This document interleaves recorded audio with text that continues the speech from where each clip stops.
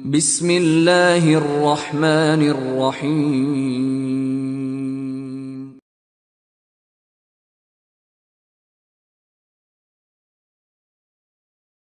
عليكم ورحمة الله. الحمد لله وحده والصلاة والسلام على من لا نبي بعده. أما بعد فأعوذ بالله من الشيطان الرجيم.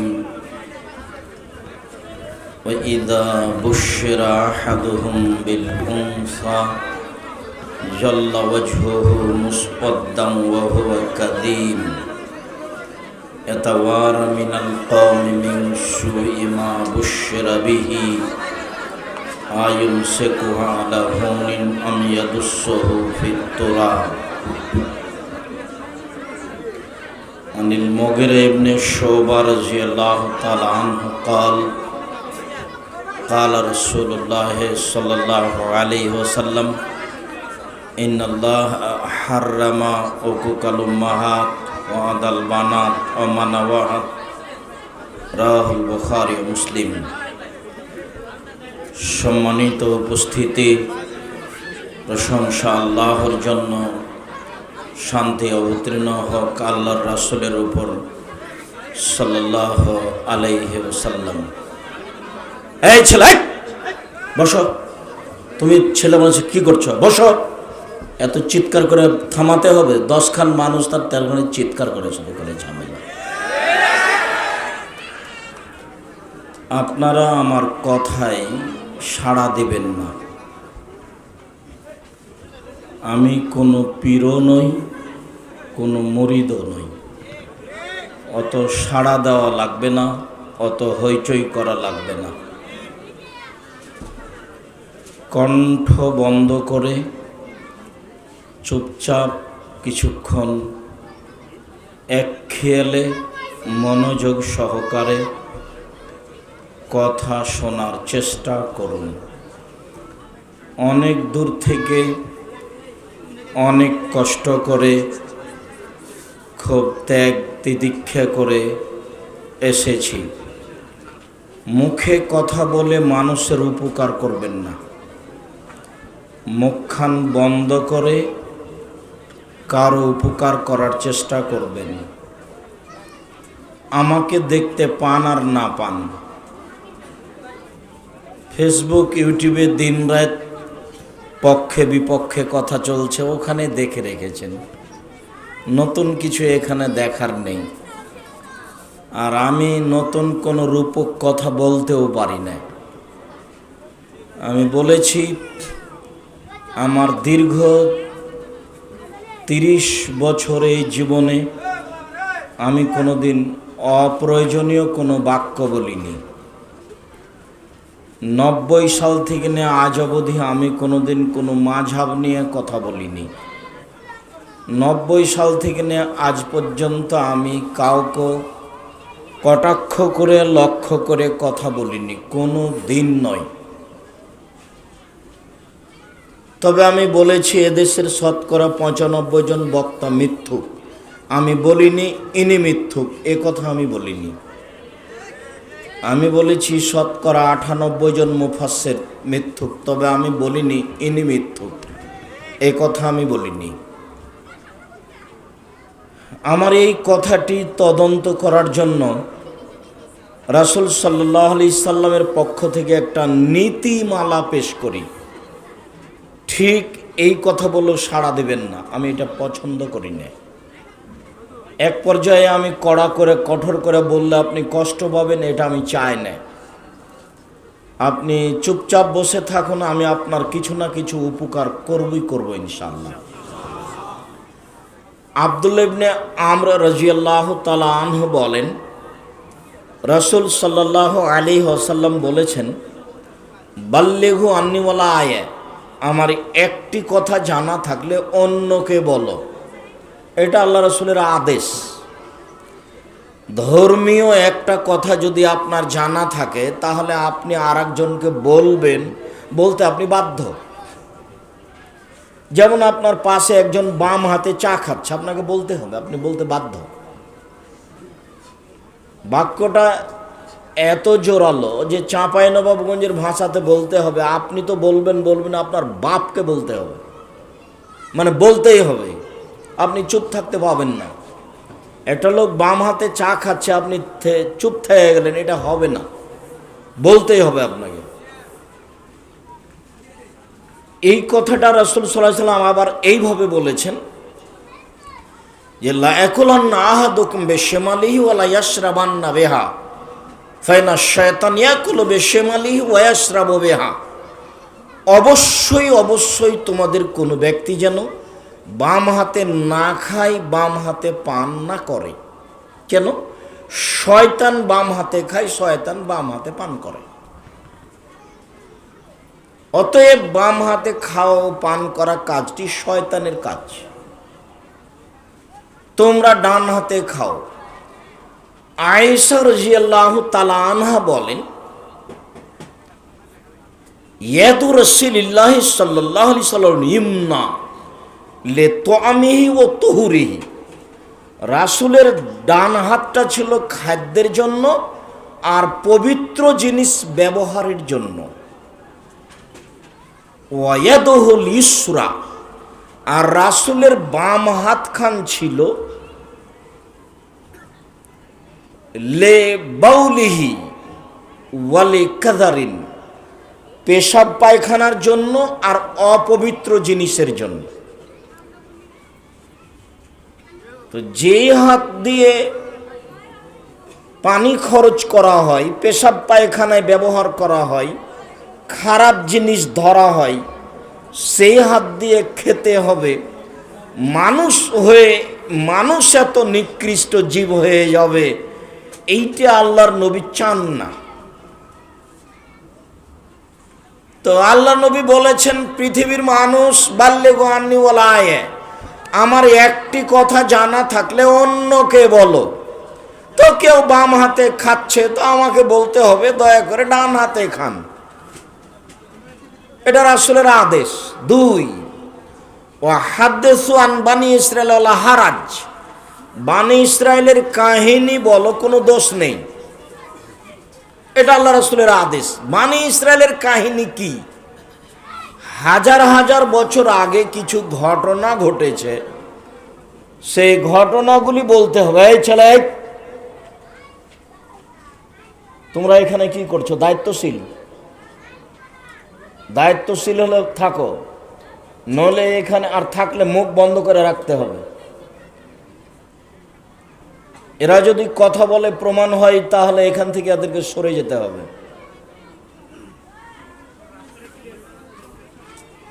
আর মুখে কথা বলে কোনো কাজ করবেন না। রাস্তা যেভাবে আছে থাক, যে যেখানে আছেন তাকে সেখানে থাকতে দেন।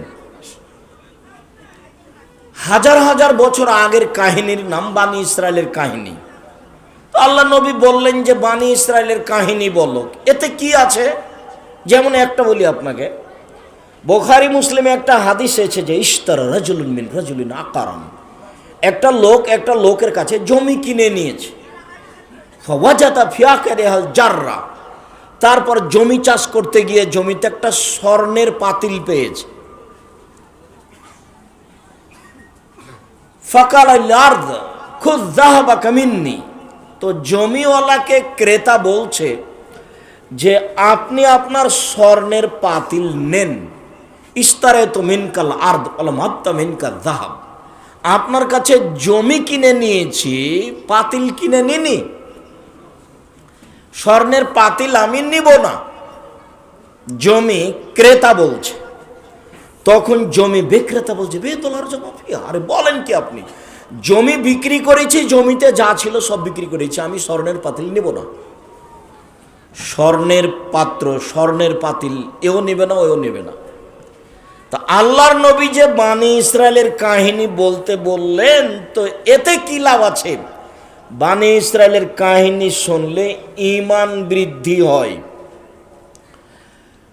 দোকানের আপনি ব্যবসা করছেন, তো একটা লোক ৬,০০০ টাকাতে ৬,৫০০ টাকা দিয়ে দিয়েছে আপনাকে। তো আপনি গুনে দেখলেন যে 6,500 টাকা হলো, কিন্তু আপনি চুপ থেকে গেলেন, আপনি একটু বললেন না যে 500 টাকা বেশি হলো নাকি, বেশি দিলেন নাকি। আপনি বুঝতে পেরেছেন বেশি, 500 টাকা আপনি আত্মসাৎ করে নিলেন বুঝতে পারার পরেও, অথচ এই লোকটা স্বর্ণের পাতিল নেবে না। তো বুখারী মুসলিমের এই হাদিসে ঈমান আছে, ঈমান। এই জন্য আল্লাহ রাসূল বনী ইসরাইলের কাহিনী বলতে বলেছেন। 3 নম্বর বাক্যে বলছেন, ওমান কাযাবা আলাইয়া মুতাআম্মিদান ফালিয়াতাবাওয়া মাকআদাহু মিনান নার। কেউ যদি কোনো কথা আমার নামে বলে, সেই কথা যদি আমার না হয় তাহলে তার থাকার জায়গা জাহান্নাম। হুজুর যত বড়ই হোক, আলখাল্লা যত বড়ই হোক, পাগড়ি যত বড়ই হোক, হুজুরের মুখের কথা যদি নবীর না হয় তাহলে হুজুরের জাহান্নাম হবেই হবে। আম গাছে জাম ধরতে পারে, ধরে না। অমাবস্যার রাতে চাঁদ উঠতে পারে, উঠে না। সুঁয়ের ছিদ্র দিয়ে লাঙ্গলের ফাল ঢুকতে পারে, ঢোকে না। সুঁয়ের ছিদ্র দিয়ে লাঙ্গলের ফাল ঢুকে যেতে পারে।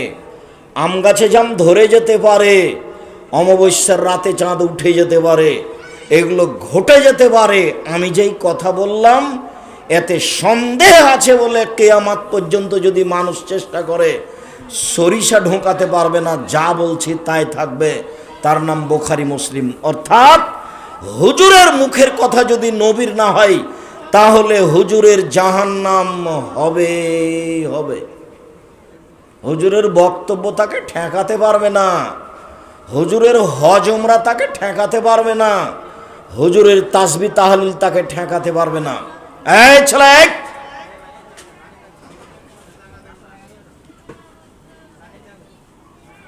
দয়া করে মুখখান বন্ধ রাখবেন। আবার দেখুন, আমার দিকে লক্ষ্য করুন। শতকরা 95 জন বক্তা মিথ্যুক, আমার তদন্ত। তবে কে মিথ্যুক আমি এই কথা নাম উল্লেখ করে বলিনি। শতকরা 98 জন মুফাসসির মিথ্যুক, তবে কোন মুফাসসির মিথ্যুক আমি এই কথা নাম উল্লেখ করে বলিনি।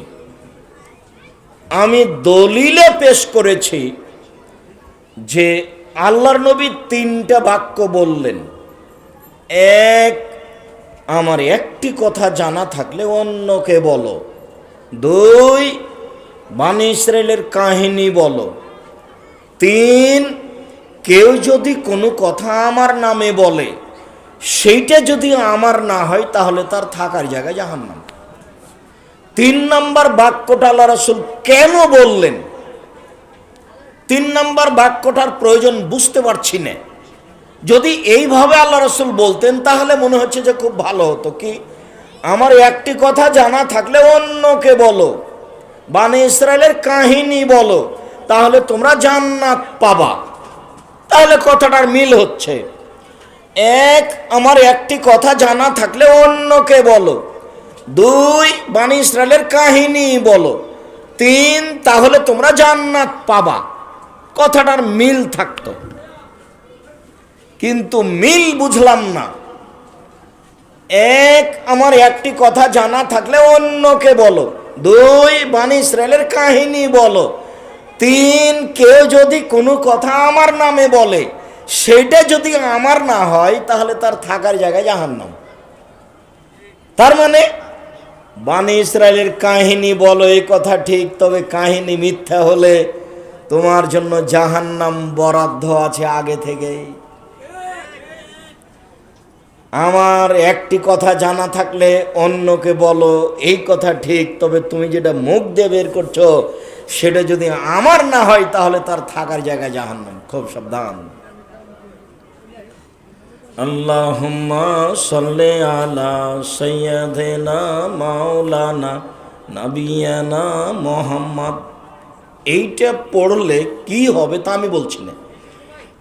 আমি বলছি যে এটা নবীর না হলে আপনার কি হবে। আমি আপনাকে বলতে নিষেধ করিনি। আমি আব্দুর রাজ্জাক বিন ইউসুফ আপনাকে কষ্ট দিতেও আসিনি। আপনি দিন প্রচার করেন, যেভাবে ভালো লাগে সেভাবে করেন। বিচার তো একদিন হবেই, আর যেদিন বিচার হবে সেদিন কেউ কারো কোনো উপকার করতে পারবে না। আল ইয়াউমা লা তামলিকু নাফসুন লিনাফসিন শাইআ ওয়াল আমরু ইয়াউমাইযিন লিল্লাহ। আজ কোনো মানুষ কোনো মানুষের কোনো উপকার করতে পারবে না, একচ্ছত্র মালিকানা আমার হাতে থাকবে। আইনাল জাব্বার আইনাল মুতাকাব্বির, স্বৈরাচারী, স্বেচ্ছাচারী, অহংকারী, বদ মেজাজিরা কোথায়? আনা মালিকুল আমলাক, আমি হচ্ছি রাজাধিরাজ। এইসব বাক্য বলে বিচার শুরু হবে। সেই দিন আপনার বিপদ হোক, এটা আমি চাই না। আপনি দিন প্রচার করেন। মুকসেদুল মুমিনিন বই একটা হেডলাইন আছে যে অবিবাহিত ছেলে মেয়ের পড়া নিষেধ। আমি এটাই বলি এই জন্য যে অনেক আছে, তার মধ্যে এটাও আছে, তো মাঝে মধ্যে এটাই বলি, অবিবাহিত ছেলে মেয়ের পড়া নিষেধ। এটা হেডলাইন, তো যে দেখে সেই পড়ে, যে দেখে সেই পড়ে। কিরে এখানে আছে কি? অবিবাহিত ছেলে মেয়ের পড়া নিষেধ মানে তা আছে কি? তো বেশ কিছু লেখা আছে, কথাগুলির সারমর্ম এই: সফরের পূর্বে স্ত্রী মিলন হলে ছেলে ভ্যাংচা হয়, ভরা পেটে স্ত্রী মিলন হলে ছেলে টেরা হয়, সূর্য গ্রহণ চন্দ্র গ্রহণের সময় স্ত্রী মিলন হলে ছেলে কানা হয়। আল্লাহর কসম, আল্লাহে আল্লাহর কসম, আল্লাহে আল্লাহর কসম, এই হেডলাইনের পরে একটি বাক্য সত্য নয়, সবই মিথ্যা। শুধু তাই নয়, হুবাহু কোরআন মাজিদের বিরোধী। কোরআন মাজিদে আল্লাহ তাআলা বলছেন, নিসাউকুম হারসুল লাকুম ফাতু হারসাকুম আন্না শিতুম। পৃথিবীর মানুষ তোমাদের স্ত্রী, তোমাদের জমি। পৃথিবীর মানুষ তোমাদের স্ত্রী, তোমাদের ক্ষেত। তোমরা তোমাদের জমিতে আসো, তোমাদের খেতে আসো, তোমাদের ইচ্ছে মতো। সকালেই কি, বিকেলেই কি, ভরা পেটেই কি, খালি পেটেই কি, সফরের পূর্বেই কি, চন্দ্রগ্রহণ লাগলেই কি আর না লাগলেই কি। আল্লাহ বলছেন তোমার স্ত্রী তোমার জমি, তুমি তোমার জমি চাষ করতে আসো তোমার ইচ্ছা মতো। সেখানে সকাল বিকাল ভরা পেট, সফর, চন্দ্র সূর্য গ্রহণ নেই। ধর্মের নামে মিথ্যে কথা আছে। কোরআন মাজিদের গায়ের শেষ দিকে এক পৃষ্ঠে একটা দোয়া আছে। আমি যেসব বাক্য খুব কঠিনভাবে বলেছি তার এই কথা বলেছি, কোরআন মাজিদের গায়ে এক পৃষ্ঠে যাবত যে দোয়াটা আছে, এই দোয়া যদি নবীর দোয়া প্রমাণ হয়ে যায়, আমি আব্দুর রাজ্জাক বিন ইউসুফ সেদিন থেকে আর কোনোদিন বক্তব্য দিব না। আমি বলেছি কোরআন মাজিদ না হয়ে যদি কোরআন শরীফ প্রমাণ হয়ে যায়, তাহলে আমি আব্দুর রাজ্জাক বিন ইউসুফ সেদিন থেকে আর বক্তব্য দিব না। কিয়ামত পর্যন্ত কোরআন শরীফ প্রমাণ হবে না। কোরআন মাজিদ, কোরআন কারিম, কোরআন হাকিম। নবী যে রাস্তা দিয়ে হাঁটতেন, বুড়ি সে রাস্তায় কাঁটা পুঁতে রাখত। নবীর পায়ে কাঁটা ফুটলে বুড়ি খুশি হতো। একদিন নবী দেখলেন রাস্তায় কাঁটা নাই, নবী ভাবলেন বুড়ির কিছু হয়েছে। তিনি তার বাড়ি গেলেন, দেখলেন বুড়ি ঠিকই অসুস্থ। তিনি তার পরিচর্যা করলেন, বুড়ি ভালো হয়ে গেল। এবার নগদ মিথ্যে। আমার মরা পর্যন্ত সময় দেওয়া আছে।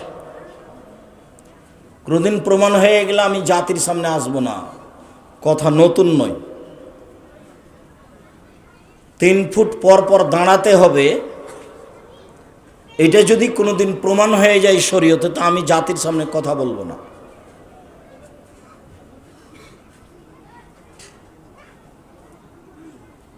মুহাম্মদ সাল্লাল্লাহু আলাইহি সাল্লাম কোনো একদিন এই কথাগুলি না বলে সালাত শুরু করেছেন, এটা যদি প্রমাণ হয়ে যায়।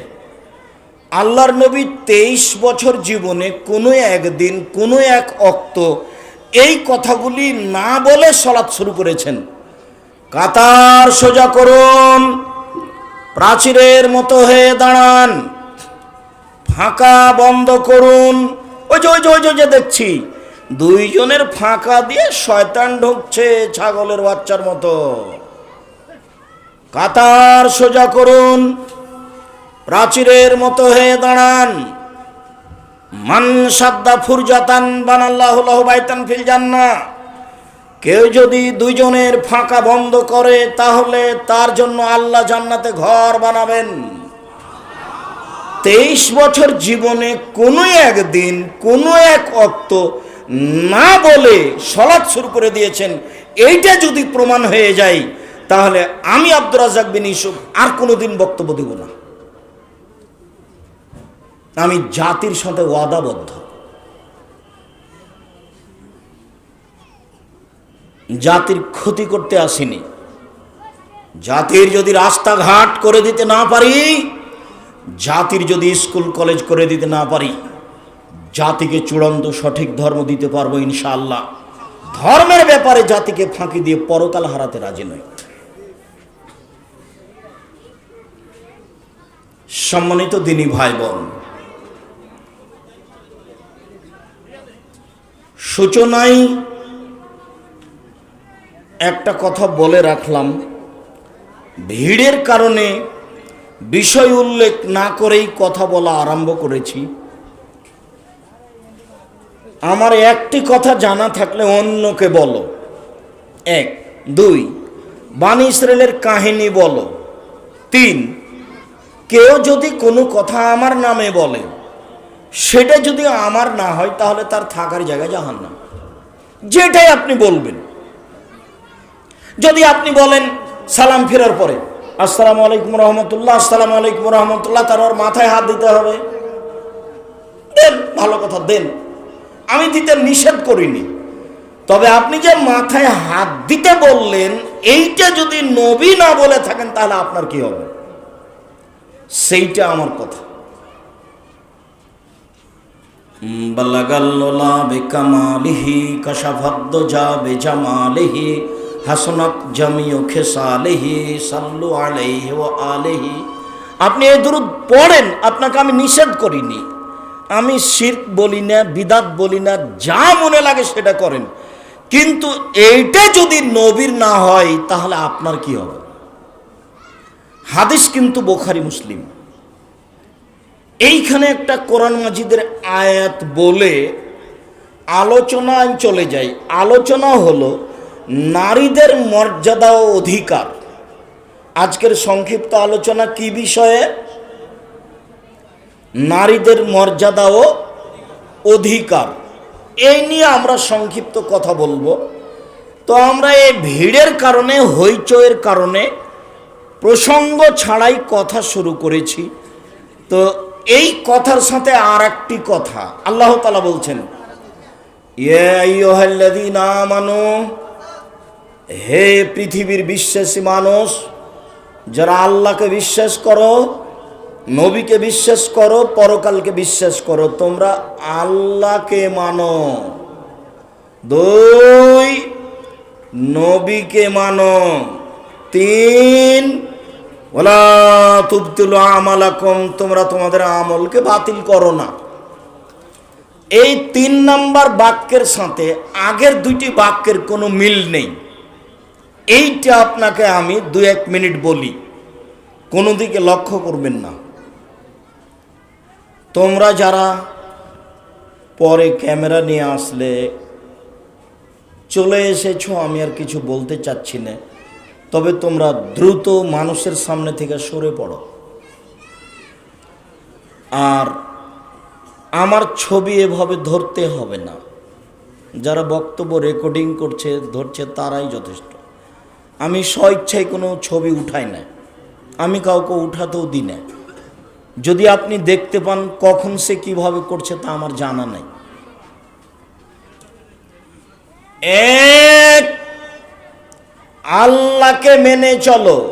2, নবীকে মেনে চলো। 3, তোমাদের আমল বাতিল করো না। 3 নাম্বার বাক্যের সাথে আগের 2টি বাক্যের কোনো মিল নেই। 3 নাম্বার বাক্যটা যদি এইভাবে হতো, 1, আল্লাহর আনুগত্য করো। 2, নবীর আনুগত্য করো। 3, তাহলে জান্নাত পাবা। তাহলে একটা ভালো মিল মনে করতাম, কিন্তু আল্লাহ এভাবে বলেননি। এক, আতিউল্লাহ, আল্লাহকে মানো। দুই, আতিউর রাসূল, রাসূলকে মানো। তিন, ওয়ালা তুবতিলু আমালাকুম, তোমাদের আমল বাতিল করো না। মানে আল্লাহকে মানতে গিয়ে যদি শিরক হয় তাহলে আমল বাতিল হবেই। নবীকে মানতে গিয়ে যদি বিদাত হয় তাহলে আমল বাতিল হবেই হবে, কাউকে বলা লাগবে না। দুনিয়াতে দুইটা পাপ আছে, তার নিজস্ব ক্ষমতা আছে, মনে রাখবেন। দুনিয়াতে দুইটা পাপ আছে, তার নিজস্ব ক্ষমতা আছে। অন্য পাপের এরকম নিজস্ব কোনো ক্ষমতা নেই। একটা পাপের নাম শিরক আর একটা পাপের নাম বিদআত। শিরক একটা পাপ, বিদআত একটা পাপ। শিরকের নিজস্ব ক্ষমতা হলো অতীতের সব নেকিকে নষ্ট করে দিবে। ঢাকা বিমানবন্দরে নেমেছেন হজ করে এসে, তো এখন ভালো গাড়ি আপনার ছেলে নিয়ে গেছে, চট্টগ্রাম আসবেন, তো গোলাপ শাহের মাজারের পাশ দিয়ে গাড়িটা আসছিল। বল আব্বু একটু থামো, 5 টাকা বের করে আপনি মাজারে দিয়ে দিলেন। যদি আপনার হজের এক নেকি থাকে তাহলে ইসলাম ধর্ম মিথ্যে।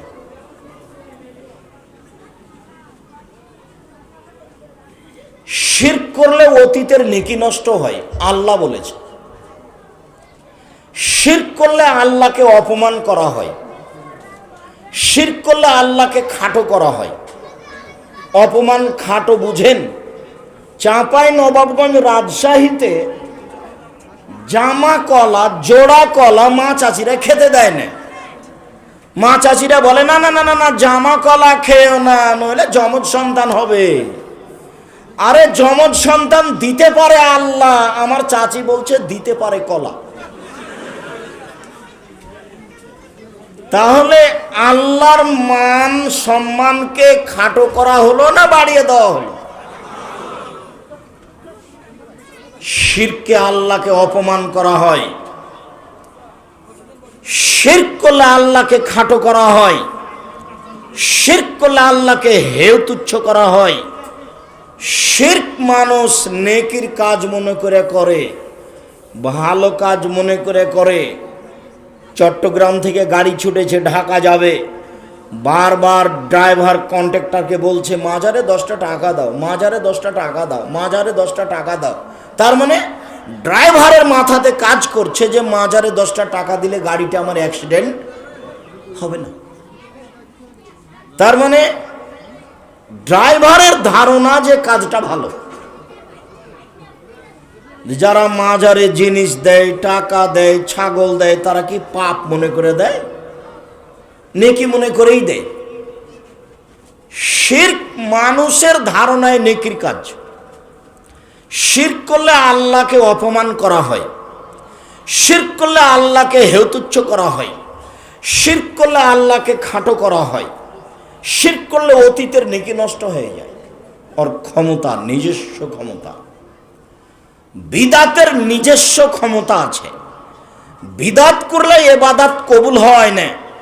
বিদাত করলে রাসূলকে অপমান করা হয়, বিদাত করলে রাসূলকে খাটো করা হয়, বিদাত করলে রাসূলকে হেয় তুচ্ছ করা হয়।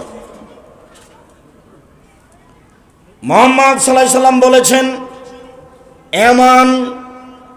এমানবাসীদের জন্য হজ উমরা করতে হলে ইহরাম বাঁধতে হবে। ইয়ালামলাম, এমান, ভারত, বাংলাদেশ, পাকিস্তান, এইসব লোকের ইহরাম বাঁধার জায়গা হলো ইয়ালামলাম। বিমান যখন জিদ্দায় নামবে তার 10-12 মিনিট 15 মিনিট পূর্বে বৈমানিকের পক্ষ থেকে বলা হবে এহরাম এহরাম এহরাম, মানে এহরাম বাঁধন, মানে লাব্বাইক উমরাতান, উমরার জন্য উপস্থিত। লাব্বাইক আল্লাহুম্মা লাব্বাইক, লাব্বাইক লা শারীকা লাক লাব্বাইক, ইন্নাল হামদা ওয়ান নি'মাতা লাক ওয়াল মুলক লা শারীকা লাক, লাব্বাইক আল্লাহুম্মা লাব্বাইক। হে আল্লাহ, আমি উপস্থিত, আল্লাহ তোমার দরবারে উপস্থিত, প্রশংসা তোমার, অনুগ্রহ তোমার, রাজত্ব তোমার, কোনো শরীক নাই তোমার, প্রশংসা তোমার, অনুগ্রহ তোমার, রাজত্ব তোমার, কোনো শরীক নাই তোমার।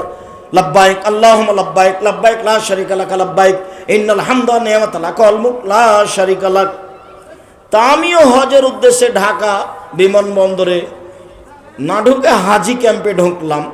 তো একজন হাজি সবাকে এই দোয়া শিখাচ্ছে আর সবাকে বলতে বলছে।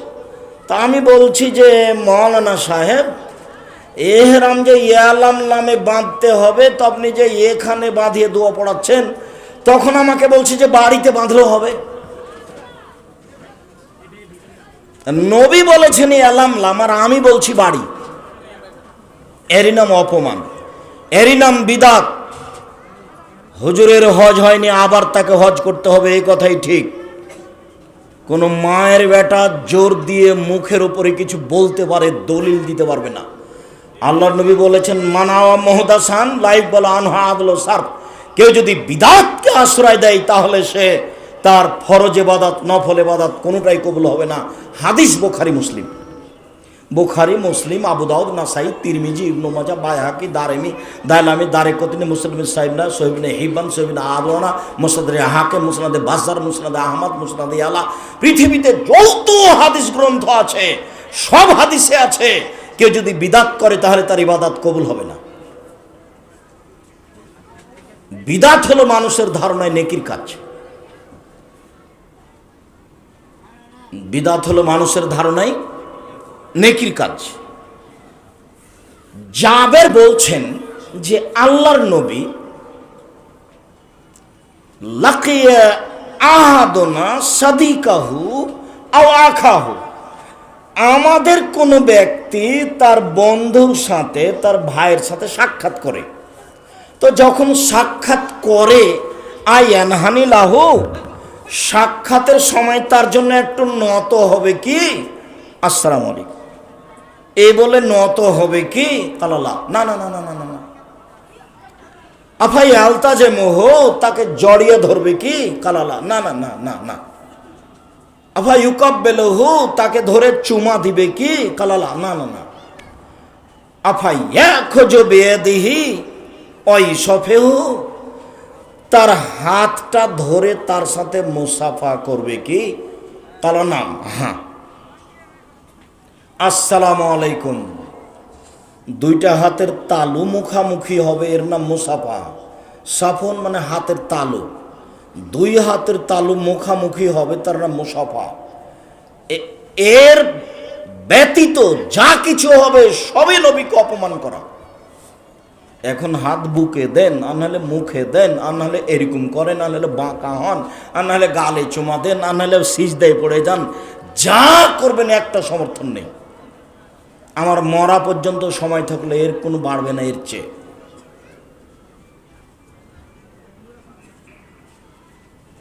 এ ব্যতীত যা করবেন, আল্লাহ নবী বলেছেন মামিন মুসলিমাইনে ইয়ালতাকিয়ানে ইয়াতাসাফাহানে, যে কোনো দুইজন মুসলিম যখন সাক্ষাৎ করবে তখন হাতের তালুর সাথে হাতের তালু লাগিয়ে মুসাফা করবে। গফির আলাহুমা কাবলা ইয়াতাফাররাকা, দুই হাত পৃথক হওয়ার পূর্বে তাদের পাপ ক্ষমা। তার মানে করোনা নেই, ছোঁয়াচে রোগ নেই। তাহলে মুসাফা কেন, এত নেকি কেন? নবী কিছুই জানতেন না? ছোঁয়াচে রোগ নেই এ কথাই চূড়ান্ত। তাই তো তিনি বলেছেন দুজন মুসাফা করবে তো পৃথক হওয়ার পূর্বে সব পাপ ক্ষমা। ম্যানেজার চেয়ারটাও সামনে রাখেনি, তো বলছি কি ব্যাপার, ব্যাংকে ঢুকে ম্যানেজার সাহেব চেয়ারটা কোথায়? বলে আর বলেন না ভাই, ওই তো সব মুসাফা করার জন্য আসে। কয়েকদিন পরে ম্যানেজার কে হয়ে গেছে।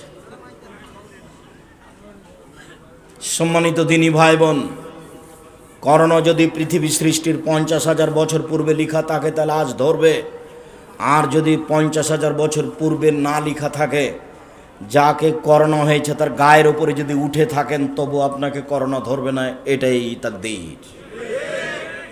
সম্মানিত দিনী ভাই বোন, আপনারা যে যেখানে আছেন, সূচনায় কয়েকটি গুরুত্বপূর্ণ কথা পেশ করলাম। মর্মে এইটা চট্টগ্রাম, আবার শহর, আবার মাজার দিয়ে ঘেরা, আবার শিরক বেদাত দিয়ে ঘেরা। কাজেই খুব হিসাব করে একটু আমল করবেন, একটু করেন অতি জান্নাত হবে। কিন্তু বেশি করলেন, রাসূলকে অপমান করা হলো, তখন চাঁপাই নবাবগঞ্জের ভাষাতে আমও গেল, ছালাও গেল, কাঁদতে কাঁদতে দুই চোখও গেল। এইরকম হয় না, যেন কম করেন। শুধু ফরজ করলে জান্নাত, শুধু ফরজ। একটা লোক এসে বলছে আল্লাহ রাসূলকে, দুল্লানি আলা আমালিন, এই যে আমেল তো দাখাল তুল জান্নাতা, আল্লাহ নবী একটা আমলের কথা বলেন, ওটা করলে জান্নাতে চলে যাব। তখন আল্লাহ রাসূল বলছেন, আচ্ছা ঠিক আছে, 5 ওয়াক্ত ফরজ সালাত আদায় করো, 2 রমজান মাসে সিয়াম পালন করো, 3 যাকাত দাও, 4 হজ পালন করো সম্ভব হলে। তো এই কথা কয়েকটা শেষ হতেই লোকটা যাচ্ছে আর বলছে, ওয়াল্লাহি লা আজিদুল্লাহ হাজাওয়ালা আন কসমিনা, আল্লাহর কসম এর চেয়ে কমও করবো না বেশি করবো না, আল্লাহর কসম এর চেয়ে কমও করবো না বেশিও করবো না, আল্লাহর কসম এর চেয়ে কমও করবো না বেশিও করবো না। তখন আল্লাহ রাসূল বলছেন, শোনো শোনো শোনো শোনো, সঙ্গী সাথে শোনো, মান সাররাহু ইয়ানজুরা ইলা আহলিল জান্নাহ ফালিয়ানজুর হাজা, কেউ যদি জান্নাতি দেখতে চায় তাহলে দেখে নিতে পারে এই যে জান্নাতি, এই যে জান্নাতি। কেউ যদি জান্নাতি দেখতে চায় তাহলে দেখে নিতে পারে এই যে জান্নাতি, এই যে জান্নাতি। ও কোনোদিন সুন্নাত পড়বে না, ও উমরা করবে না, ও নফল হজ করবে না, ও নফল সিয়াম করবে না। বলছে আল্লাহর কসম কম বেশি করব না, আল্লাহর কসম কম বেশি করব না। তার মানে অল্প যদি নেকি হয়, ঠিক পথে হয়, জান্নাত হবে। অনেক নেকি হলো, ঠিক পথে হলো না, তখন কি হবে? মাগরিবের পরে 6 রাকাত সালাতুল আওয়াবিন পড়লেন, যদি নবীর না হয়, দেখি শেষই হয় না সালাত, শেষই হয় না, খালি কি যে করছে আল্লাহই ভালো জানে। রাসূল সাল্লাল্লাহু আলাইহি সাল্লাম বললেন, কেউ যদি 5 ওয়াক্ত সালাতের সাথে 12 রাকাত সুন্নাত পড়তে পারে, তাহলে প্রত্যেক 12 সমান তার জন্য জান্নাতে একটা ঘর, প্রত্যেক 12 সমান তার জন্য জান্নাতে একটা ঘর। জোহরের আগে 4, পরে 2, মাগরিবের পরে 2, এশার পরে 2, ফজরের আগে 2, এই হলো 12। জোহরের আগে 4, জোহরের পরে 2, মাগরিবের পরে 2, এশার পরে 2, ফজরের আগে 2, এই হলো 12 রাকাত সুন্নাত। কে যদি পড়ে তাহলে তার জন্য জান্নাতে ঘর বানানো হবে, প্রত্যেক 12 সমান একটা, প্রত্যেক 12 সমান একটা। হাদিস সহিহ, আমি বলিনি, মুহাম্মদ সাল্লাল্লাহু আলাইহি সাল্লাম বলেছেন। মাগরিবের পরে কে যদি 6 রাকাত পড়ে, হাদিসটা জাল, মানুষের বানানো। খুব তো পড়লেন, যদি নবীর না হয়, কষ্ট তো করলেনই, সবই গেল, চোখও গেল। কম করেন, রাসূল সাল্লাল্লাহু আলাইহি সাল্লামের পদ্ধতিতে করেন, হোক কম, আল্লাহ রাসূলের পদ্ধতিতে করেন, অনেক লাভ আছে। সম্মানিত দিনী ভাই বোন, বলছিলাম সূরা ইখলাস 3 বার পড়েন, একবার কোরআন মাজিদ পড়ার সমান নাকি? তো ফজরের পরে সূরা হাসরের 3 আয়াত ওভাবে পড়লেন কেন? ওই হাদিস তো জাল, মানুষের বানানো। ধর্মকে বিকৃত করার জন্য এ দেশের মাটিতে, পৃথিবীর মাটিতে প্রায় 3 লক্ষ জাল হাদিস আছে। আমার কাছে আছে 10,000। টাকার গায়ে লেখা আছে, চাহিবা মাত্র ইহার বাহককে দিতে বাধ্য থাকিবে। 10,000 জাল জয়ীফ হাদিস দেখাতে আমি বাধ্য থাকিব। ধর্মকে বিকৃত করার জন্য প্রায় 3 লক্ষ জাল জয়ীফ হাদিস আছে। তার মধ্যে আপনার 2-1টা মুখস্থ আপনাকে শোনাই। হুব্বুল ওয়াতান মিলান ইমান, দেশকে ভালোবাসা ইমানের অঙ্গ। অনেক দিন আগে ম্যাট্রিক পরীক্ষা দেওয়ার সময় মুখস্থ করেছিলেন, এ হাদিস মানুষের বানানো। ওতুলবুল ইলম ওয়ালাউ কানা বিসসিন, শিক্ষার জন্য যদি চীন যেতে হয় তবুও যাও, এ হাদিস মানুষের বানানো। ফাজাইল আমল বইয়ে লেখা আছে, আদম আলাইহিস সালাম ভারত থেকে 60,000 বার হজ করতে গেছিলেন। 60,000 বার হজ করতে গেলে বয়স 60,000 বার হতে হবে, 60,000 বছর হতে হবে, বছরে একবার হজ। তাহলে আদমের বয়স কত? 60,000 বছর। এমন ভাবে কথা বলছি, একবারই বেখাপ্পা, কোনো মিলই নাই। কিভাবে যে কি করলো, একটা আয়াত পড়ে 2 ঘন্টা বক্তব্য দিল। রংপুর, দিনাজপুর, লালমোহাট, নীলফামারী, কুড়িগ্রাম, পঞ্চগড়, ঠাকুরগাঁ, চট্টগ্রাম, বান্দরবন, খাগড়াছড়ি, এভাবে বলতে বলতে বলছে যে আরো 3 ঘন্টা লাগবে, আজকার হলো না। এটা হলো তাফসির। এই ভাবি আছে। আপনি বেশি আগে বেড়ে কিছু বলিয়েন না, ঠান্ডা হন, নরম হন, ভালো হবে। মহান আল্লাহ বলেন, ইয়া আইয়ুহাল্লাযীনা আমানু, হে বিশ্বাসীগণ, তোমরা আল্লাহকে মেনে চলো, নবীকে মেনে চলো, তোমাদের আমল বাতিল করো না। নবীকে মানতে 19-20 হলে আমল বাতিল হবে, আল্লাহকে মানতে 19-20 হলে আমল বাতিল হবে। আল্লাহকে মানতে 19-20 মানে শিরক, নবীকে মানতে 19-20 মানে বিদাত। দুটাই মানুষের ধারণায় নেকির কাজ।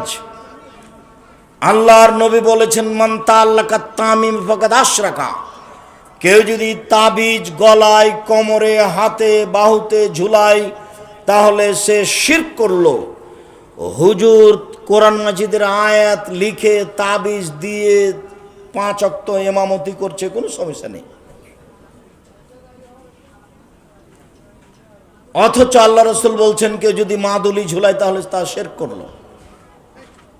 রাসূলুল্লাহ সাল্লাল্লাহু আলাইহি ওয়াসাল্লাম বেয়াদি হালকা, আল্লাহ রাসূল একদিন একটা লোকের হাতে একটা তামার বালা দেখে বলছেন, মা হাজি এটা কি? তখন লোকটি বলছে, হাজি মিনাল ওয়াহিনা, আমার শরীরে দুর্বলতা আছে, শরীরটা কেমন কেমন করে, এই জন্য বালা হাতে দিয়েছি। তখন আল্লাহ রাসূল বলছেন, ইনজিহা, এটা খুলে ফেলো। আইন মুত্তা ওয়াহা আলাইকা, তুমি যদি মারা যাও এই বালা যদি তোমার হাতে থেকে যায়, মা আফলাহতা ইয়াউমাল কিয়ামাহ, তোমার বিচারের মাঠে জাহান্নাম হবে। অষ্টাধাতুর আংটি হাতে থেকে মারা গেলে জাহান্নাম হবে। বালা, তামার বালা, রাবার, সুতা, কোমরে, মাজায়, হাতে, গলায়, এসব জায়গায় ঘড়ি জাতীয় বালা হাতে থাকে, যদি সুবিধা মনে করে দিয়েছে তাহলে বিনিময় জাহান্নাম, তাহাজ্জুদ পড়লেও। কথা ঠিক ওইরকম রাসূল সাল্লাল্লাহু আলাইহি ওয়াসাল্লাম বলেছেন 3 শ্রেণীর মানুষ জাহান্নামে যাবেই। প্রায় বক্তব্যে বলা আছে 3 শ্রেণীর মানুষ জাহান্নামে যাবে। তার 1 শ্রেণীর মানুষ মুদমিনুল খামর, যারা নিয়মিত বিড়ি, তামাক, জর্দা, সিগারেট, গুল, নেশাদার দ্রব্য খায়, পান করে, তারা জাহান্নামে যাবে। যেই হুজুর জর্দা খায় তিনি জায়েজ বলেননি, তিনি বলেছেন মাকরুহ। মাকরু জানেন, মাকরু এটা আরবি শব্দ, মাকরু মানে খারাপ। তো হুজুর খারাপ খায় আমাদের ইমামতি করে? হুজুর খারাপ খায় আমাদের ইমামতি করেন, এটা কেমন হলো? মাকরু নয়, হারাম।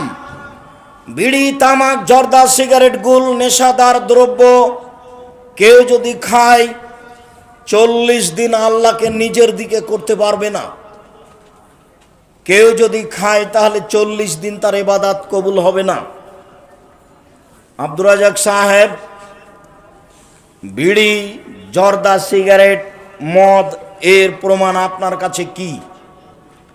আল্লাহর নবী বলেছেন, মাসকারা কাসিরুহু ফাকালিলুহু হারাম, যে জিনিস বেশি খেলে বিবেকের ক্ষতি হবে তার কমও হারাম।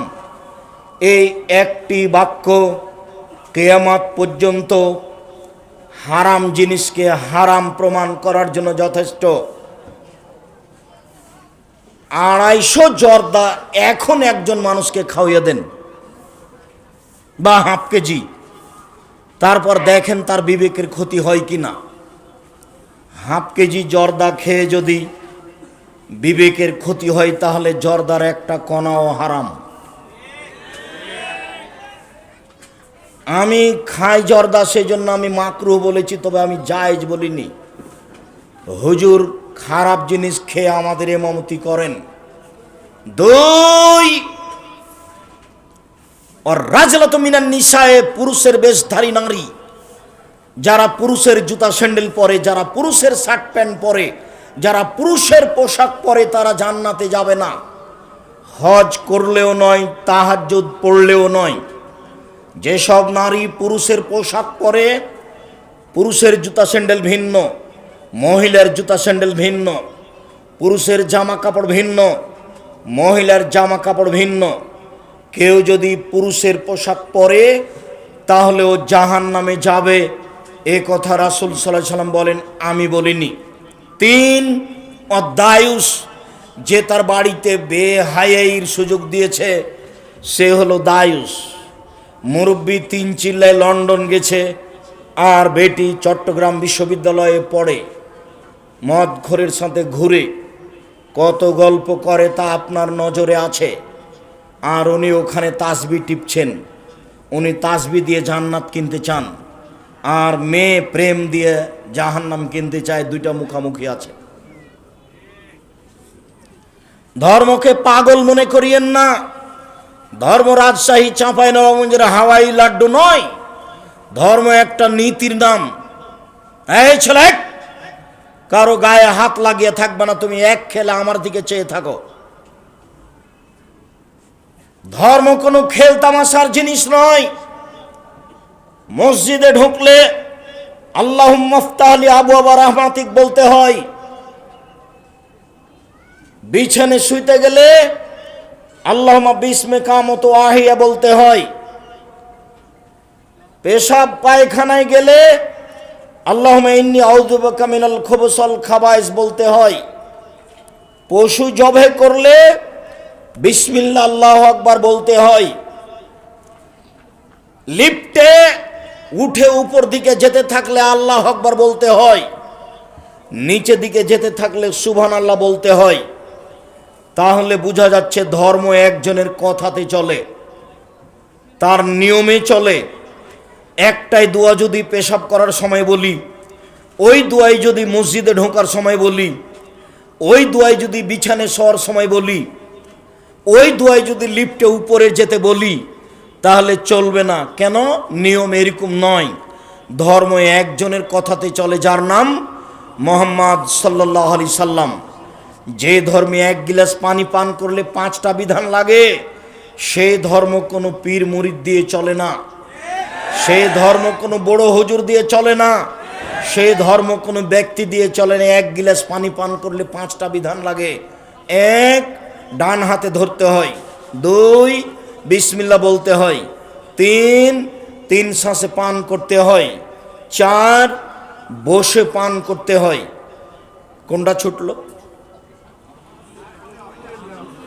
আলহামদুলিল্লাহ। পান শেষে আলহামদুলিল্লাহ বলতে হয়।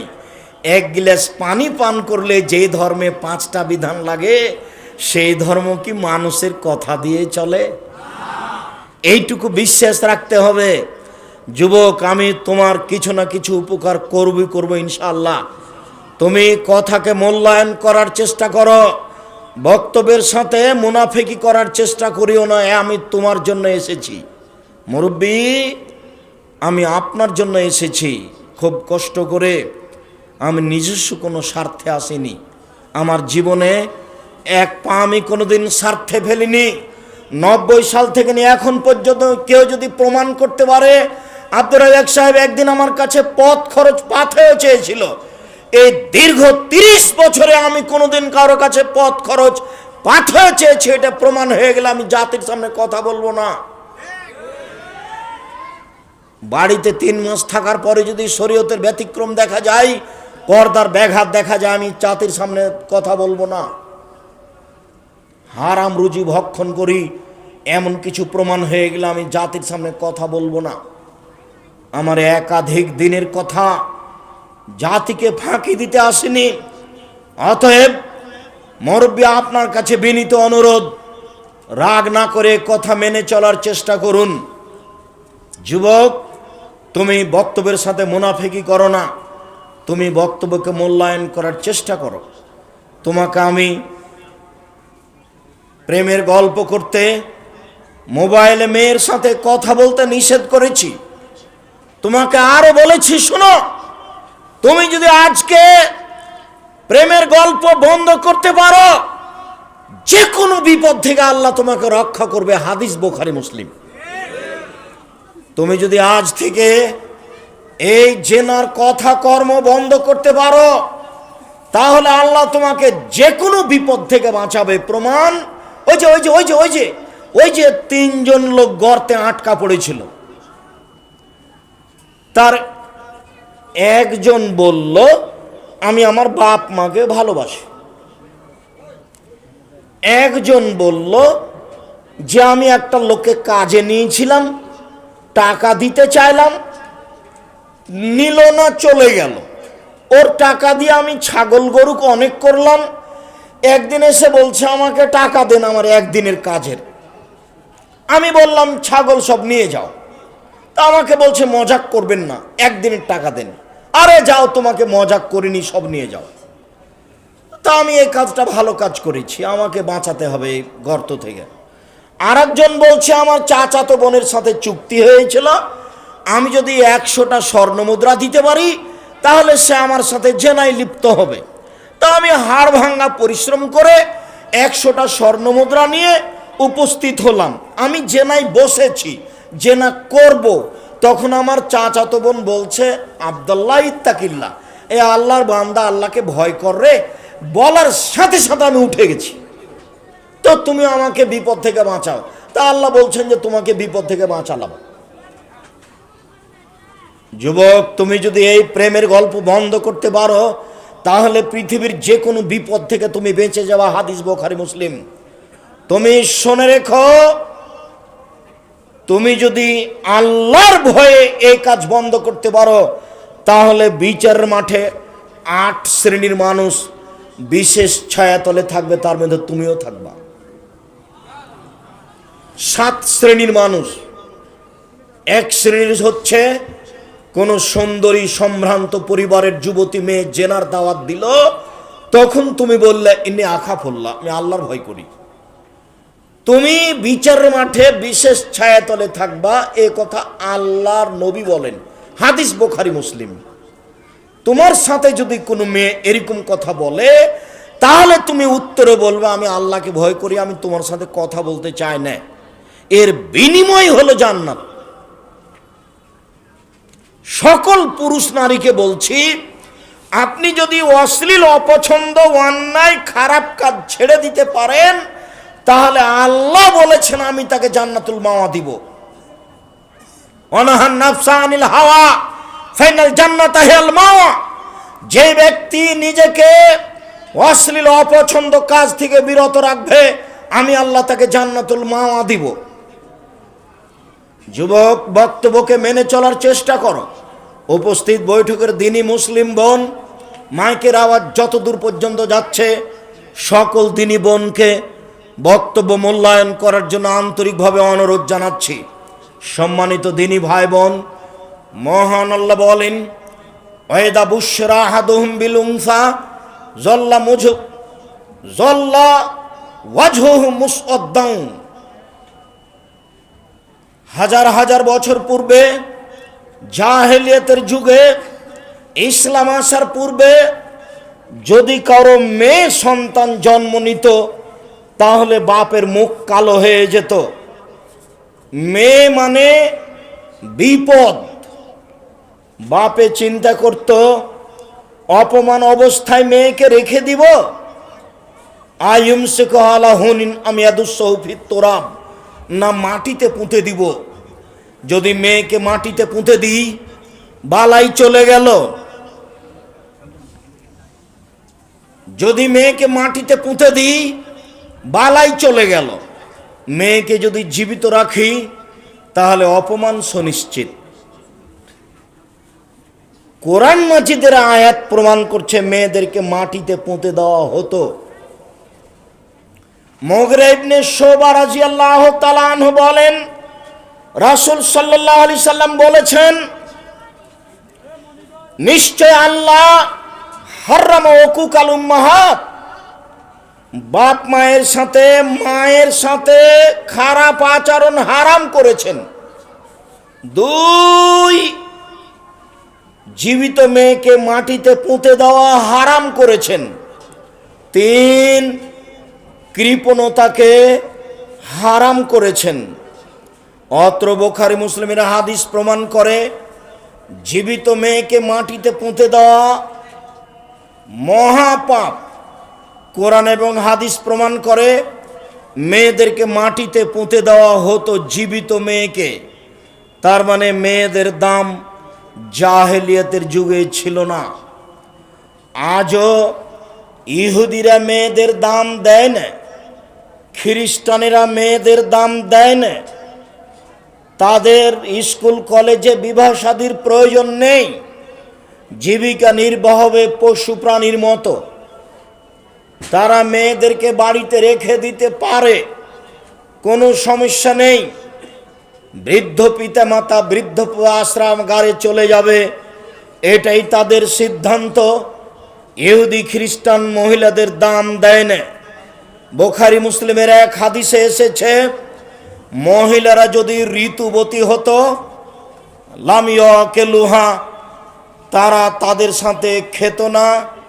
তাদের থাকার জায়গা, শোয়ার জায়গা পৃথক করে দেওয়া হতো। মেয়ে ঋতুবতী হয়েছে মানে ও পচে গেছে, ওকে বাড়ির পিছন দিকে রাখতে হবে, ওর প্লেট ভিন্ন হবে। ধবল রোগ হলে, কুষ্ঠ রোগ হলে ওর প্লেট ভিন্ন, ওর গিলাস ভিন্ন, ওর থাকার জায়গা ভিন্ন। ঠিক ওইরকমই হলো ঋতুবতী মহিলা। ইহুদি খ্রিস্টানদের কাছে তার থাকার জায়গা ভিন্ন, খাওয়ার জায়গা ভিন্ন, প্লেট ভিন্ন। মহিলাদের দাম দেয়নি ইহুদি খ্রিস্টান। পক্ষান্তরে আল্লাহর নবী আয়েশাকে বলছেন, আয়েশা না বেলিল খুমরাতা মিনাল মসজিদ, আয়েশা মসজিদ থেকে জায়নামাজটা দাও তো। তা আয়েশা বলছেন, ইন্নি হিজ, তো আমি তো ঋতুবতী। তখন আল্লাহ রাসূল বলছেন, আরে তাতে কি আছে, ইন্না হাইজাতাকে লাইসাত ফিয়া, দেখে তোমার হায়েজ তোমার হাতে লেগে নেই। যাও মসজিদে, মসজিদে গিয়ে জায়নামাজটা আমাকে এনে দাও। হাদিস বুখারী মুসলিম। আয়েশা রাদিয়াল্লাহু তাআলা আনহা বলেন, আল্লাহর নবী আমার উরু রানের উপরে মাথা রেখে কোরআন তেলাওয়াত করতেন। ওয়ানা হায়েজুন, তখন আমি ঋতুবতী। আয়েশা রাদিয়াল্লাহু তাআলা আনহা বলেন, কুনতু আশরাবুল শারবা, আমি 1 গিলাস পানি নিতাম, কিছু পান করতাম, তারপর রাসূলের হাতে দিতাম। রাসূল গিলাসটা নিয়ে ওখানে মুখ লাগাতেন, যেখানে আমি মুখ লাগিয়ে গিলাস থেকে পানি পান করেছি, তখন আমি ঋতুবতী। আয়েশা রাদিয়াল্লাহু তাআলা আনহা বলেন, আল্লাহর নবী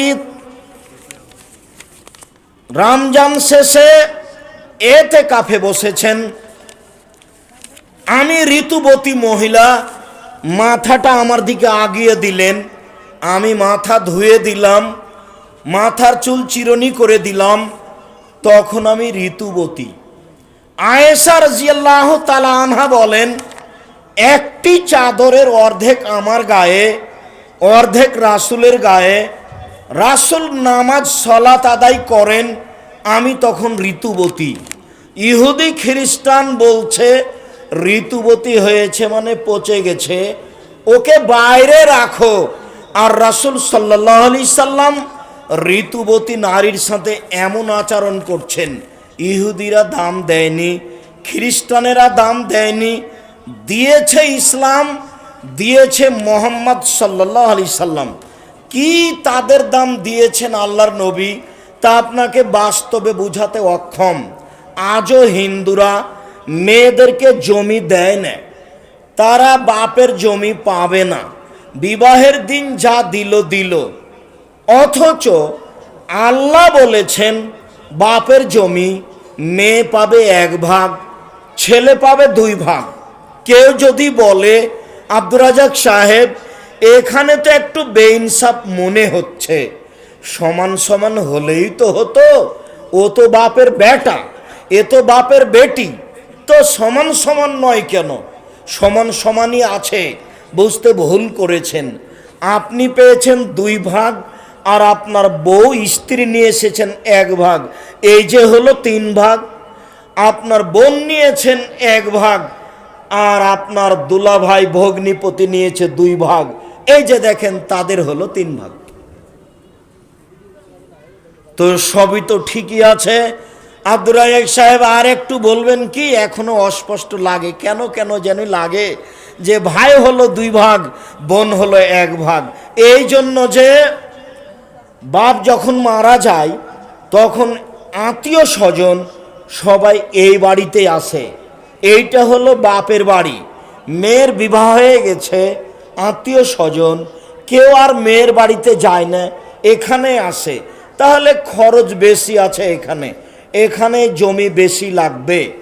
আরও যে এই মেয়েকে যদি তালাক দিয়ে দেয় তাহলে সে ভাইয়ের কাছে আসবে।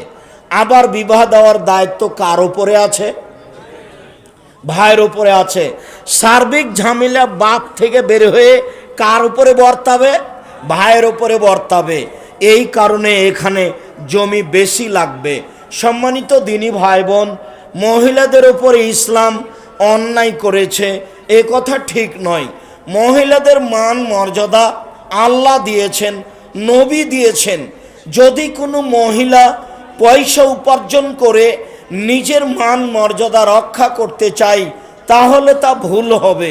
মাঠে নেমে পড়াশোনা করে চাকরি বাকরি করে ইস্টাবলিশড হয়ে যদি নিজের মান রক্ষা করতে চাই তাহলে তা ভুল হবে। আল্লাহ তাআলা বলছেন, অকারনা ফি বুয়ুতিকুন্না ওয়ালা তাবাররাজনা তাবাররুজাল জাহিলিয়াতুল উলা। হে মুসলিম মহিলা, তোমরা বাড়িতে থাকো। বন্যতার যুগে, বর্বরতার যুগে, অসভ্যতার যুগে নারীরা যেভাবে প্রদর্শনী দিয়ে চলতো সেভাবে চলতে পাবা না। হাট বাজারে ঘুরে পয়সা ইনকাম করে পুরুষের সাথে চলে কোনো মহিলাই তার মান সম্মান রক্ষা করতে পারে না, অসম্ভব।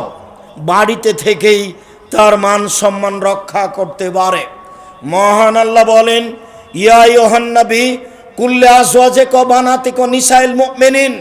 হে নবী, আপনি আপনার স্ত্রীদেরকে, মেয়েদেরকে বলে দেন তারা যখন বাড়ি থেকে বের হবে তখন ইসলামী পোশাক পরে, চাদর গায়ে দিয়ে মোটা পোশাক পরে বাড়ি থেকে বের হবে।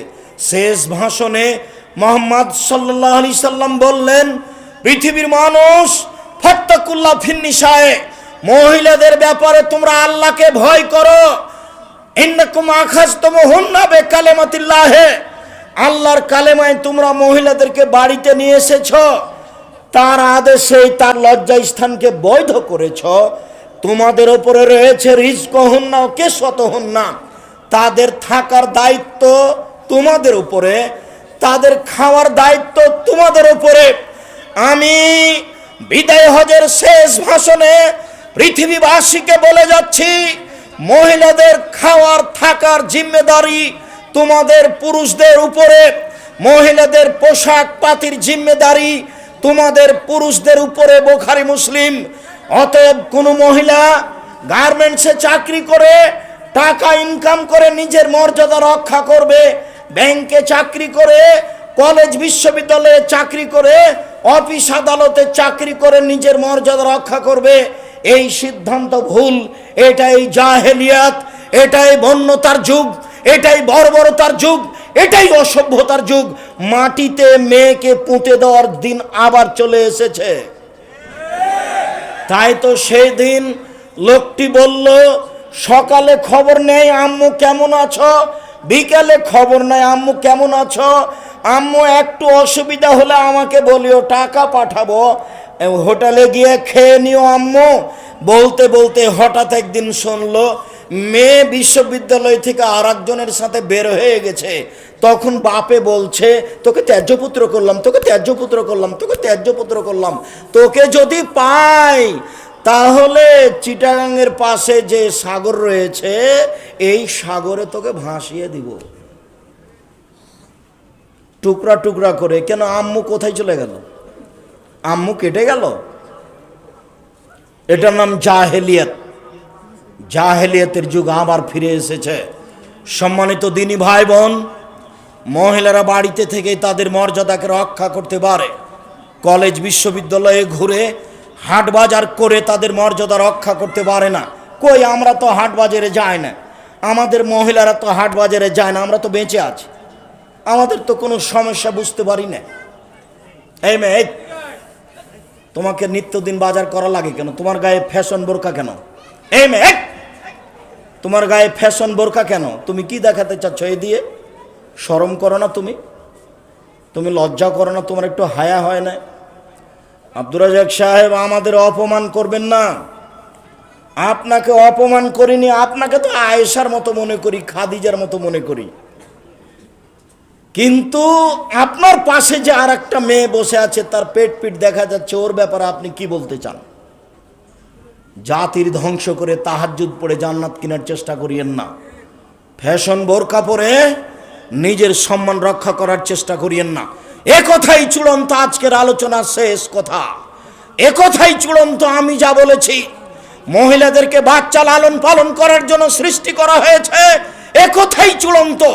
স্বামীর সেবা, স্বামীকে শান্তি তৃপ্তি দেওয়ার জন্য মহিলাদেরকে সৃষ্টি করা হয়েছে, এ কথাই চূড়ান্ত। আমি বলিনি। মহান আল্লাহ বলেন, আমিন আয়াতিহি আন খালাকালাকুম মিন আনফুসিকুম আজওয়াজান লিতাসকুনু ইলাইহা, তোমাদের মধ্য থেকে তোমাদের স্ত্রীদেরকে সৃষ্টি করা হয়েছে যাতে করে তোমরা তোমাদের স্ত্রীদের কাছে শান্তি তৃপ্তি পাও। স্ত্রীদেরকে সৃষ্টি করা হয়েছে স্বামীর শান্তি তৃপ্তির জন্য। আমি বলিনি, এ কথা আল্লাহ তাআলা বলেছেন। স্বামী বাড়িতে এসেছে, স্ত্রী ব্যাংকে গেছে, রাত 9টার সময়তে এসেছে, ব্যাংক ম্যানেজারের অনেক ধাক্কা খেয়ে, তবুও নাকি শান্তিপূর্ণ জীবন বলে হিসাব। মেয়েদেরকে বাচ্চা দেওয়ার জন্যই সৃষ্টি করা হয়েছে, এই কথাই ঠিক। আল্লাহ বলছেন, পুরুষ তোমরা তোমাদের জমিতে আসো তোমাদের ইচ্ছে মতো, তোমাদের স্ত্রী তোমাদের জমি, এখানে শস্য উৎপাদন করতে হবে, ছেলে মেয়ে উৎপাদন করতে হবে। আল্লাহ তাআলা নারীদেরকে সৃষ্টি করেছেন ছেলে মেয়ে উৎপাদন লালন পালনের জন্য আর স্বামী সেবার জন্য। এ কথাই চূড়ান্ত। অফিস আদালতের জন্য নয়, দেশ পরিচালনার জন্য নয়, কোর্ট কাছারির জন্য নয়, ব্যাংকের জন্য নয়, স্কুল কলেজের জন্য নয়, হাট বাজার করার জন্য নয়। কেউ যদি বলে থাকে তাহলে তার কথা কিয়ামত পর্যন্ত মিথ্যা হবে, এ কথাই চূড়ান্ত। সব কিছু করবে পুরুষ। মহিলা বাড়িতে থেকে স্বামীর সম্মান করবে, স্বামীর সেবা করবে, স্বামীকে শান্তি তৃপ্তি দিবে, বাচ্চা লালন পালন করবে। এটাই তাদের মর্যাদা, এটাই তাদের অধিকার, এটাই তাদের সম্মান। আল্লাহ যেটা দিয়েছেন সেটা করলে সম্মান পেয়ে যাবে, মর্যাদা পেয়ে যাবে। আর যদি আল্লাহর আদেশকে অমান্য করে তাহলে মর্যাদা উপার্জন করার, সম্মান অর্জন করার কোনো পথঘাট হবে না। আবার জাহেলিয়াত ফিরে এসেছে, যে জাহেলিয়াতের যুগে মেয়েদেরকে মাটিতে পুঁতে দেওয়া হতো। আবার জাহেলিয়াত ফিরে এসেছে। বাপ মেয়েকে যদি এখন পাই তাহলে তাকে জবে করে টুকরা টুকরা করে সাগরে ভাসিয়ে দিবে। বাপ একটু ভালোবাসা দেখাবে না।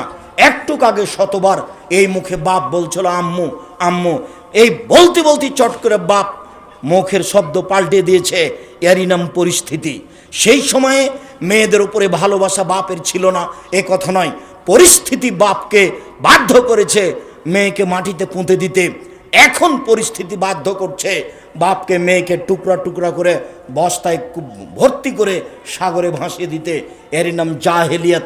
যেদিন নারীরা নিজের মর্যাদা রক্ষা করার জন্য আল্লাহর কথা মানবে, নবীর কথা মানবে, যেদিন সমাজের দায়িত্বশীলেরা, যেদিন পুরুষেরা নিজ স্ত্রীর নিজ মেয়েকে দিয়ে যে উদ্দেশ্যে আল্লাহ সৃষ্টি করেছেন সেই উদ্দেশ্য নেওয়ার জন্য চেষ্টা করবে, সেদিনই মহিলারা তাদের মান মর্যাদা রক্ষা করতে পারে। রাসূলের আদেশকে অমান্য করে, আল্লাহর আদেশকে অমান্য করে কোনো মহিলা কোনো দিন তাদের সম্মান রক্ষা করতে পারে না, জান্নাত পেতে পারে না।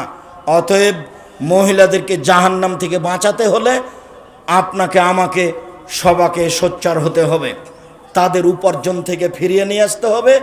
আপনার উপার্জনই যথেষ্ট।